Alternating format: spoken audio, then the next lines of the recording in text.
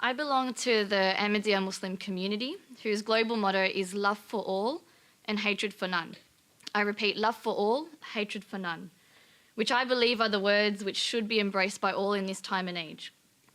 We are a community who also know very well that hate speech can result in innocent lives being taken, just as we have witnessed with the Christchurch attack.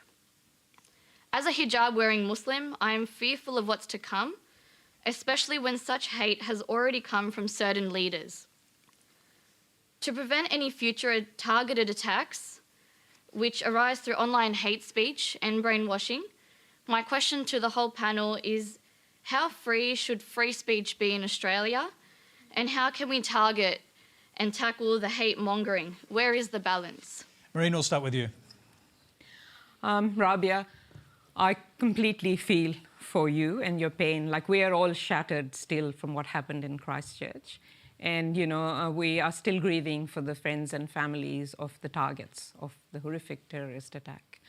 But, since the attack has happened, and even before the attack had happened, Muslim Australians for years had been talking about this hate speech, this vilification, this demonization of migrants and of Muslims that had started happening in Australia, but in the highest office of Australia. And we had been saying that this is damaging, this is hurting, and this will have consequences. But it wasn't just us saying it. It wasn't just me saying it. Our previous Race Discrimination Commissioner has clearly said that, what he has seen, what research suggested that hate speech and political violence are linked. In the aftermath of this attack, the New Zealand Prime Minister, Jacinda Ardern, wasn't shy of saying that, hate speech leads to extremism. There are experts in the UK who have said that, mainstream newspapers, when they spread this hate, they do actually feed to radicalization of far-right extremists. So, Marine, just to bring you to the point of the question, what restraints would you like to see on free speech in Australia, if any? Because often the way things are expressed are more subtle. Well, I don't think that they have been very subtle.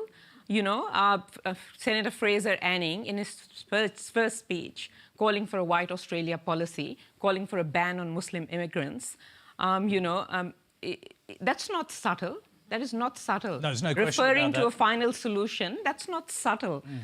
Calling for a certain community in Australia, and this is Minister Peter Dutton I'm referring to, that it was a mistake to let them in, that is not subtle. I think there is a clear difference between freedom of speech and hate speech. We do not have to blur the line. Like in a democracy, I would defend freedom of speech for the nth degree, but I will never, never say that hate speech is freedom of speech. But I think what's really important here as well is that, our leaders are not learning. This is what has put me in a bit of despair after Christchurch, is that we have been saying this for years. We are still saying this.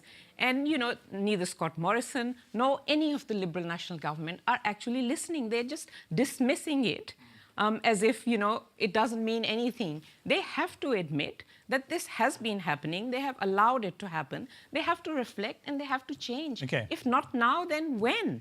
Let's hear from the Labor Party and Tony Burke.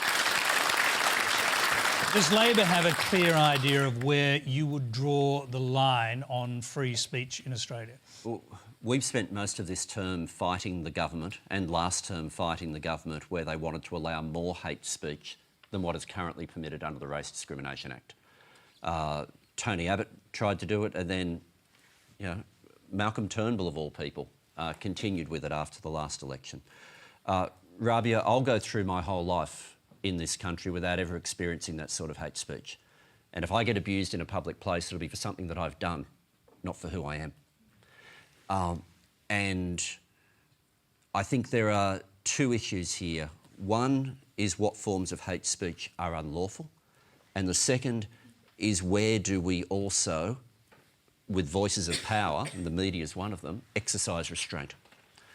On where should it be unlawful, I certainly don't think we should weaken in any way the laws that we currently have, and I think we need to look really seriously about how they then make their way through on social media.